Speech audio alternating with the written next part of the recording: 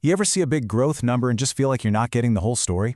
Well, today we're going to pull back the curtain on a metric that pros use to cut through the noise. It's called the compound annual growth rate, or CAGR. And trust me, it's a game changer. Let's dive in. Okay, let's kick things off with a little puzzle. See if you can spot the trap. Imagine you invest $1,000. Year one is amazing. You double your money, that's 100% gain, right? You're sitting on $2,000. But then, year two, ouch, it loses 50%. So you're right back where you started with $1,000. The big question is, what was your average annual return? Now, if your brain immediately went 100 minus 50 divided by 2, that's 25%. Don't worry, you're not alone. That's what most people would say. But think about it. You didn't make a dime. Your actual gain was 0%. And right there, you've just stumbled upon a huge critical flaw in how we usually measure growth. So, this brings us to what we call the growth measurement problem. It's this exact issue, the way our gut instinct about simple averages can be so wrong. And believe me, this isn't just a fun little brain teaser. It can lead to some really bad financial decisions. So let's dig into why our intuition gets this so wrong. Okay, so the problem is actually pretty simple when you think about it. We're using the wrong tool for the job. You know, a simple average, what statisticians call the arithmetic mean, that just adds things up and divides. But growth isn't additive, is it? It's multiplicative. It compounds. That's where a different tool, the geometric mean, comes into play. It's the engine that powers CAGR, and it's built from the ground up to understand compounding, which gives you the real picture. And that difference, that gap between the simple 25% average and your actual 0% return, professionals have a name for that. They call it the volatility tax. And that's exactly what it is. It's a hidden tax that erratic performance takes out of your pocket. The bigger the swings, the higher the tax, and the more it eats away at your actual long-term growth. So, the obvious question is, how do we get around this? How do we see the truth and avoid paying that volatility tax? Well, this is exactly why the pros have a go-to tool for this. It's called the compound annual growth rate, or CAGR. Let's really get into what it is. So what is CAGR really? Here's the best way to think about it. Imagine your investments journey was a super bumpy, winding country road with lots of ups and downs. CAGR is like a perfectly straight, smooth highway that starts at the exact same point and ends at the exact same destination. It's the one single steady speed you would have had to travel to get there in the same amount of time. It completely smooths out all those crazy bumps along the way. Now, you might see the formula and think it looks a little intimidating, but honestly, it's just a simple 4-step recipe. All we're doing is 1. Figuring out the total growth from start to finish. 2. We annualize that. Basically, we chop up that total growth into equal yearly chunks.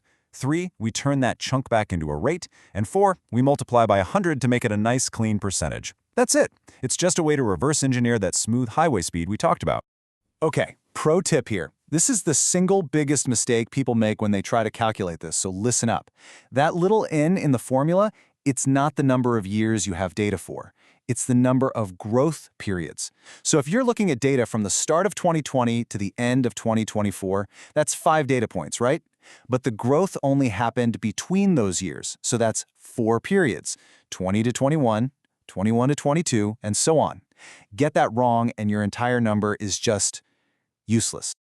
All right, so we've got the what and the how. Now let's talk about the where. Where does this actually show up in the real world?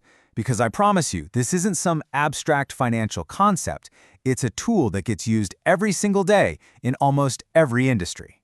You see it everywhere. Corporate finance, they're using CAGR to track revenue and profit growth. Wealth management, it's the only way to compare 2 different investment funds fairly over time. Mergers and acquisitions, you better believe analysts are looking at the CAGR of a target company's earnings. Even marketing departments use it to track stuff like the growth in customer lifetime value. It's basically the universal yardstick for measuring growth. But, and this is a huge but, there's a dark side to CAGR. Its greatest strength, the very thing that makes it so useful, the fact that it smooths everything out, is also its most dangerous weakness. It tells you where you started and where you ended up, but it tells you absolutely nothing about the journey you took to get there. And this is probably the most important thing to remember from this whole discussion. By its very design, CAGR throws volatility in the trash. It literally cannot tell you if you had a nice, steady climb to your destination or a terrifying, gut-wrenching roller coaster ride. And because of that, 2 investments that are night and day different can have the exact same CAGR. Take a look at this, for example. We've got investment A and investment B. Both of them have a 10% CAGR. So on the surface, they look like twins, right? You might think, hey, a 10% return is a 10% return. They're basically the same. But oh no, that is definitely not the whole story. Because here's what's hiding under the hood. Investment A was a nice, steady performer. Predictable, calm. Investment B, though, whoa. It was all over the place to get to that same 10% average. Now, which one would you rather have owned? I mean, for most people, the less stressful journey of investment A is the obvious choice. But CAGR, by itself, would never tell you that. So, how do we measure that hidden risk? Well, pros pair CAGR with another tool, standard deviation. The easiest way to think of standard deviation is as a bumpiness score for your investment's journey. A low number means a smooth ride. A high number? That means you are on a seriously volatile, bumpy road. And this right here is the key to thinking like a professional analyst. A pro never looks at a CAGR number by itself. Never. It's always step one. Step two is immediately pairing it with a measure of risk to understand the full story. The ultimate tool they use to do this is something called the Sharpe ratio. It sounds complicated, but it's designed to answer one single, beautiful question. For all the risk and all the volatility I had to endure, was the return I got worth it?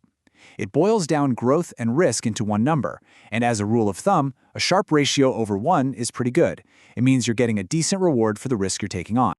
Just look at this classic showdown. You've got this flashy, high-tech stock with a mind-blowing 65% CAGR. It looks like a home run, but its standard deviation, its bumpiness score, is through the roof. Then you have the boring, blue-chip stock with a solid but much lower 20% CAGR. But it's steady as a rock, very low volatility. Once you adjust for the risk you had to take, guess what? The boring blue-chip stock was actually the smarter investment. That tech stock's incredible return wasn't genius. It was just a reward for taking a crazy white-knuckle gamble. So this is basically the professional analyst checklist. You start with the CAGR, sure, but then you immediately bring in standard deviation to understand the volatility. Then you use the Sharpe ratio to see if that return was worth the risk. And finally, you compare it all to other similar investments. That is how you go from just looking at a number on a page to actually understanding the story behind that number. So from now on, whenever you see some big, impressive growth number, you have the tools to be skeptical. You can ask the real pro-level question. Is this growth the result of real, sustainable performance, or is it just hiding a ton of risk under the surface? And being able to answer that question, well, that's the difference between being fooled by a number and truly understanding what it means.